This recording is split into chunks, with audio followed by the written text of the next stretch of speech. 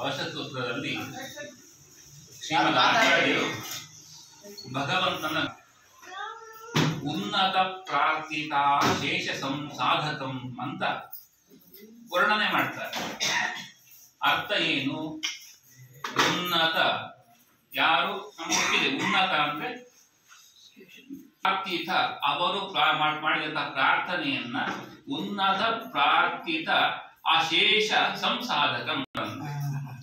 ನಮ್ಮ ಪ್ರಾರ್ಥನೆ ಲಿಸ್ಟ್ ತುಂಬಾ ದೊಡ್ಡದಿರ್ತದೆ, ಒಂದ್ ಸ್ವಲ್ಪ ಆಗ್ತದಷ್ಟೇ. ನಾವು ಕೇಳಿದ್ದು 100 ರೂಪಾಯಿ, ಭಗವಂತ 10 ರೂಪಾಯಿ ಕೊಟ್ಟ ಅಂತ ಬೇಜಾರು ಮಾಡ್ಕೊಳ್ತೇವೆ. ನಮ್ಮ ಪ್ರಾರ್ಥನೆಯಲ್ಲಿ ಆ ಉನ್ನತ ಇಲ್ಲ. ಉನ್ನತ ಅಂದರೆ ಏನು? ಉತ್ಕೃಷ್ಟವಾದ ನತ ಅಂದ್ರೆ ನಮಸ್ಕಾರ ಉಳ್ಳವರು. ಉನ್ನತ ಅಂದರೆ ನಮಸ್ಕಾರ ನಾವು ಮಾಡ್ತೇವೆ ಇಲ್ವಾ? ಚೆನ್ನಾಗಿ ಮಾಡ್ತೇವೆ, ಸ್ವಲ್ಪ ಜಾಸ್ತಿ ಅರಿಮೆಯಿಂದ ಚೆನ್ನಾಗಿ ಅರಿತು ಕಾಯವಾಚ ಮನಸ ಮಾಡುವಂತಹ ನಮಸ್ಕಾರ, ದೇಹದಲ್ಲಿ ಹೃದಯದಲ್ಲಿ ಭಗವದ್ ರೂಪವನ್ನ ಧ್ಯಾನಿಸುತ್ತಾ ಬಾಯಿಯಲ್ಲಿ ಸ್ತೋತ್ರ ಮಾಡುತ್ತಾ ಅಂಗದಿಂದ ನಮಸ್ಕಾರ ಮಾಡುವಂತ ಉನ್ನತ. ಇಂತಹ ನಮಸ್ಕಾರ ಯಾರಿಗಿದೆಯೋ ಅವರು ಉನ್ನತರು, ಅರ್ಥಾತ್ ದೇವತೆಗಳು. ಇಲ್ಲ ನಮ್ಮಲ್ಲಿ ಮಂಗಳ ಕಾರ್ಯವಾಗುತ್ತಿದ್ದರೂ ಕೂಡ ಹೇಗೆ ಅದು ಜ್ಞಾನದಿಂದ, ಅನುಭವದಿಂದ ಇತ್ಯಾದಿ ಕಾರಣದಿಂದ ಹಿರಿಯರು ವಯಸ್ಸಿನಿಂದ ವಯೋಸಹಜವಾಗಿ ದೊಡ್ಡವರು ಇರ್ತಾರೆ. ಈ ರೀತಿಯಾಗಿ ದೊಡ್ಡವರನ್ನ ಮುಂದಿಟ್ಟು ಮಾಡುವಂತಹ ಕಾರ್ಯ. ದೇವತೆಗಳಿಗೆ ಅಪಾಯ ಬಂತು, ಯಾವುದು ಅಸುರರು, ಅದು ಹಿರಣ್ಯಕಶಿಪು ಇರಬಹುದು ಅಥವಾ ಬಲಿ ಇರಬಹುದು, ಯಾರಿಂದಲೂ ಸಮಸ್ಯೆ ಬಂದಾಗ ದೇವರ ಪ್ರಾರ್ಥನೆ ಮಾಡ್ಲಿಕ್ಕೆ ಹೋಗುವಾಗ ಬ್ರಹ್ಮದೇವ ಈಶ್ವರನ ಬಳಿ ಹೋಗಬೇಕು, ಇಂದ್ರದೇವರು ಹೋಗ್ತಾ ಇದ್ರು. ಯಾಕೆ? ಉನ್ನತರು, ಉಳಿದವರಿಗಿಂತ ಮೇಲಿನವರವರು, ಹಾಗಾಗಿ ಅವರನ್ನ ಎದುರಿಟ್ಟುಕೊಂಡು ಹೋಗ್ತಾ ಇದ್ರು. ಇಂತಹ ಉನ್ನತರು ಮಾಡಿದ ಪ್ರಾರ್ಥನೆಯನ್ನ ಪೂರ್ಣ ಮಾಡುವ ಭಗವಂತನ ಗುಣ ಅದು. ಹಾಗಾಗಿ ನಾವು ನಮ್ಮ ಹಿರಿಯರನ್ನ ಸೇವಿಸಿದರೆ, ಯಾವ ತಂದೆ ತಾಯಿಯರ ಪಾಲನೆ ಮಾಡುವಂಥದ್ದು, ಅವರಿಗೆ ನಮಸ್ಕಾರ ಮಾಡಿ, ನಮ್ಮ ದೇಹದಲ್ಲಿ ಶಕ್ತಿ ಚೆನ್ನಾಗಿದೆ, ಅವರಿಗೆ ವಯಸ್ಸಾಗಿದೆ, ಆಗ ನೀವು ನಮಗಾಗ ಬೈತಾ ಇದ್ವಿ ಅಂತ ನಾವು ಈಗ ತಿರಸ್ಕರಿಸಿದ ಮಾತುಗಳನ್ನು ಆಡುವಂಥದ್ದು ಖಂಡಿತವಲ್ಲ. ಬದುಕಿರುವಾಗ ಅವರ ಪಾಲನೆ, ಮರಣದ ಮೇಲೆ ಅವರ ಶ್ರಾದ್ದವನ್ನ ಮಾಡುವಂಥದ್ದು, ಇದೆಲ್ಲ ಕರ್ತವ್ಯ. ಹೀಗೆ ನಡೆದುಕೊಂಡಾಗ ದೇವರು ನಮಗೂ ಕೂಡ ಉನ್ನತರ ಮಾರ್ಗದರ್ಶನವನ್ನು ಕೊಡಿಸ್ತಾನೆ. ಯಾವ ಯೋಗ್ಯವಾದ ಚಿಂತನೆ ಬೇಕು, ಸಜ್ಜನರ ಸಂಘ ಬೇಕು, ಇವುಗಳನ್ನ ಕೊಟ್ಟು ನಮ್ಮ ಒಂದು ಸಾಧನ ಮಾರ್ಗವನ್ನ ಭಗವಂತನ ಗುಣವನ್ನ ಉನ್ನತ ಪ್ರಾರ್ಥಿತ ಅಶೇಷ ಸಂಸಾಧಕಂ ಎಲ್ಲವನ್ನು ಕೊಡ್ತಾನೆ ಅಂತ. ಉನ್ನತ ಹಿರಿಮೆ ತಿಳಿದಿರಬೇಕು ಅಂತ. ನಿನ್ನೆ ನೋಡಿದ್ವಿ ನಾವು, ಈ ಪದಾರ್ಥ ಬೆಳ್ಳಿದು ಅಂತ ಗೊತ್ತಾದಾಗ ಬೆಲೆ ಕೊಡ್ತೇವೆ. ನಾವಿವತ್ತು ರಾಮದೇವ್ರ ಪೂಜೆ ನೋಡಿದ್ವಿ, ನಿನ್ನೆ ನಾವು ಹೇಳಿದ್ವಿ ಇದು ಸನಕಾದಿಗಳಿಂದ ಪ್ರವರ್ತಿತವಾದ ಪರಂಪರೆಯಲ್ಲಿ ಬಂದಿರುವ ರಾಮದೇವರು. ಹಾಗಾಗಿ ಅಲ್ವಾ, ಈಗ ನಮ್ಮ ಗುರುಮಠ ಅದು ಉತ್ತರಾದಿ ಮಠನೋ ಅಥವಾ ಮಂತ್ರಾಲಯ ಮಠನೋ ವ್ಯಾಸರಾಜ ಮಠನೋ ಹೀಗೆ ಯಾವುದೋ ಒಂದು ಮಠ ಆಗಿದೆ. ಈ ಮಠಕ್ಕೂ ನಮಗೂ ಏನು ಸಂಬಂಧ? ಏನಿಲ್ಲ. ಶ್ರೀಮದಾಚಾರ್ಯರ ಸಿದ್ಧಾಂತ ಏನು ಪಾಲನೆ ಮಾಡುವ ಒಂದು ಪರಂಪರೆ ಅನ್ನುವುದಷ್ಟೇ ನಮ್ಮ ಭಾವನೆ ಇರ್ತದೆ. ಆದರೆ ವಾಸ್ತವ ಆಲೋಚನೆ ಮಾಡಿ, ಶ್ರೀಮದ್ ಆಚಾರ್ಯರು ಹೇಗೆ ಪ್ರಾರ್ಥನೆ ಮಾಡ್ತೇವೆ? ಮಾತರಮೇ ಮಾತರಿಷ್ಪಂ ಪಿತರತುಲ ಗುರು ಪ್ರಾರ್ಥನೆ ಮಾಡ್ತೇವಲ್ವಾ? ನಮ್ಮ ತಾಯಿ ತಂದೆ ಬಂಧು ಬಳಗ ಎಲ್ಲವೂ ನೀವೇ ಅಂತ ಪ್ರಾರ್ಥನೆ ಮಾಡ್ತೇವೆ. ಹನುಮ ನಮ್ಮ ತಾಯಿ ತಂದೆ, ಭೀಮ ನಮ್ಮ ಬಂಧು ಬಳಗ, ಆನಂದ ತೀರ್ಥನ ಗತಿಗೋತ್ರವಯ್ಯ, ಸರ್ವಸ್ವ ನೀವೇ ಅಂತ. ಶ್ರೀಮದ್ ಆಚಾರ್ಯರು ನಮ್ಮ ತಂದೆ ತಾಯಿ ಅಂತೇಳಿ ಆದರೆ ಅವರಿಗೆ ಆಶ್ರಮ ಕೊಟ್ಟಂತಹ ಅಚ್ಯುತ ಪ್ರೇಕ್ಷರು ಏನಾಗಬೇಕು? ನಾವು ಯಾರ ಕರಕಮಲ ಸಂಜಾತರೋ, ಈಗ ನಾವು ರಘುಮಾನ್ಯ ತೀರ್ಥರ ಕರಕಮಲ ಸಂಜಾತರು, ನಮ್ಮ ಗುರುಗಳು ರಘುಮಾನ್ಯ ತೀರ್ಥರು, ಅವರೇ ನಮಗೆ ತಂದೆ ತಾಯಿ. ಈ ಆಶ್ರಮದಲ್ಲಿ ಶ್ರೀಮದ್ ಆಚಾರ್ಯರು ಅಚ್ಯುತ ಪ್ರೇಕ್ಷರಲ್ಲಿ ಆಶ್ರಮ ಸ್ವೀಕಾರ ಮಾಡಿದರು. ಹಾಗಾಗಿ ಶ್ರೀಮದ್ ಆಚಾರ್ಯರಿಗೆ ಈ ಸನ್ಯಾಸದಲ್ಲಿ, ಜಗದ್ಗುರುಗಳು ಲೋಕಗಳು ಈ ವಿಚಾರ ನಂತರದಲ್ಲಿ, ಆದರೆ ಸನ್ಯಾಸವನ್ನ ಸ್ವೀಕಾರ ಮಾಡಿಕೊಳ್ಳಿಕ್ಕೆ ಅಚ್ಯುತ ಪ್ರೇಕ್ಷರನ್ನು ಆಶ್ರಯಿಸಿದ್ರಲ್ಲ, ಅವರಲ್ಲಿ ಆಶ್ರಮ ಸ್ವೀಕಾರ ಮಾಡಿದ್ರು.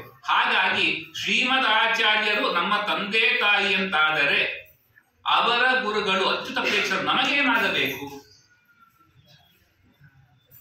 ಅಜ್ಜ ಆಗ್ಬೇಕಲ್ವಾ? ನಾವೇ ಹೇಳ್ಬೇಕಾ ಅಲ್ವಾ? ಹಾಗಾಗಿ ಅಜ್ಜನ ಮಠ ಅಂತಾಗಿದ್ಯಾವುದು? ಭೀಮನಕಟ್ಟೆ ಮಠ. ಹಾಗಾಗಿ ಸಕಲ ಮಾಧ್ವರಿಗೂ ಇರುವಂತಹ ಸಂಬಂಧ ಅಜ್ಜನ ಮಠ ಅಂದ್ರೆ ಅದು ಭೀಮನಕಟ್ಟೆ ಮಠ ಮಾತ್ರ. ಶ್ರೀಮದ್ ಅಚ್ಯುತ ಪ್ರೇಕ್ಷಾಚಾರ್ಯ ಮಹಾಸಂಸ್ಥಾನ ಭೀಮನಕಟ್ಟೆ ಮಠ ಮಾತ್ರ. ಇಷ್ಟೇ ಅಲ್ಲ, ನಿನ್ನೆ ಹೇಳಿದ್ವಿ ನಾವು, ಈ ಭೀಮನಕಟ್ಟೆ ಮಠ ಇರುವಂತ ಸ್ಥಳವನ್ನ ಜನಮೇಜಯ ಬುಧಾನ ಕೊಟ್ಟದ್ದು ಅಂತ. 5034 ವರ್ಷ ಆಗಿದೆ ಅಂತ ಹೇಳಿದ್ವಿ. ಈ ಒಂದು ಪ್ರಾಚೀನ ಪರಂಪರೆಯಿಂದಲೂ ಕೂಡ ತುಂಬಾ ಹಳೇದಿದು. ಶ್ರೀಮದಾಚಾರ್ಯರ ಸಿದ್ಧಾಂತವೆಂಬುವ ಮರದ ತಾಯಿ ಬೇರು ಅದು ಭೀಮನಕಟ್ಟೆ ಮಠ. ಹಾಗಾಗಿ ಕೇಳಿದ್ವಲ್ಲ, ನನ್ನ ಜನ್ಮದಲ್ಲೂ ಕೂಡ ಶ್ರೀಮದಾಚಾರ್ಯರ ಸಿದ್ಧಾಂತದ ನಾನು ಇರಬೇಕು ಅಂತ ಪ್ರಾರ್ಥನೆ ಮಾಡುವಾಗ, ಅಂದ್ರೆ ಹಿಂದೆ ಎಷ್ಟು ಜನ್ಮದಲ್ಲಿ ನಾವು ಮಾಧ್ವರಾಗಿ ಬಂದಿದ್ದೇವೋ ಗೊತ್ತಿಲ್ಲ, ಮುಂದೆಷ್ಟು ಜನ್ಮದಲ್ಲಿ ಬರಲಿಕ್ಕಿದೆಯೋ ಗೊತ್ತಿಲ್ಲ. ಯಾವ ಜನ್ಮದಲ್ಲಿ ನಾವು ಬಂದರೂ ಕೂಡ ಶ್ರೀಮದಾಚಾರ್ಯ ನಮ್ಮ ತಂದೆ ತಾಯಿ ಅಂತಾದಾಗ ಅಜ್ಜ ಅಚ್ಯುತ ಪ್ರೇಕ್ಷರೇ. ಯಾಕೆ ನಾವು ಹೇಳ್ತೇವೆ ಅಂದ್ರೆ, ನಾಳೆ ದಿನ ನಾವೆಲ್ಲ ಮೇಲೆ ಹೋಗ್ಲಿಕ್ಕಿದೆ ಅಲ್ವಾ? ಯಮಧರ್ಮದ ಬಳಿಗೆ ಹೋಗ್ಲಿಕ್ಕೆ ಇದ್ದೇ ಇದೆ. ಯಮಧರ್ಮ ಪ್ರಶ್ನೆ ಮಾಡ್ತಾನೆ, ನಿಮ್ಮ ಅಜ್ಜನ ಮನೆ ಯಾಕೆ ಹೋಗ್ಲಿಲ್ಲ ಅಂತ.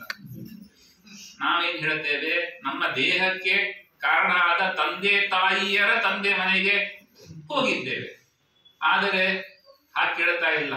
ಆಚಾರ್ಯ ಶ್ರೀಮದಾಚಾರ್ಯ ಸಂತು ಮೇ ಜನ್ಮ ಜನ್ಮನಿ. ಜನ್ಮ ಜನ್ಮದಲ್ಲೂ ಕೂಡ ಶ್ರೀಮದ್ ಆಚಾರ್ಯ ಗುರುಗಳು ಅಂತ ಪ್ರಾರ್ಥನೆ ಮಾಡಿದ ಮೇಲೆ ನಮ್ಮ ಅಜ್ಜ ಅಚ್ಯುತ ಪ್ರೇಕ್ಷರು ಮನೆ ಭೀಮನಕಟ್ಟೆ ಬರಬೇಕಲ್ವಾ? ಬರ್ಲಿಲ್ಲ ಅಂತ ಹೇಳಿದ್ರು ಇಷ್ಟು ದಿನ ಹೇಳ್ಬೋದಿತ್ತು. ನಮಗೆ ಭೀಮನಕಟ್ಟೆ ನಮ್ಮ ಅಜ್ಜನ ಮನೆ ಗೊತ್ತಿರಲಿಲ್ಲ.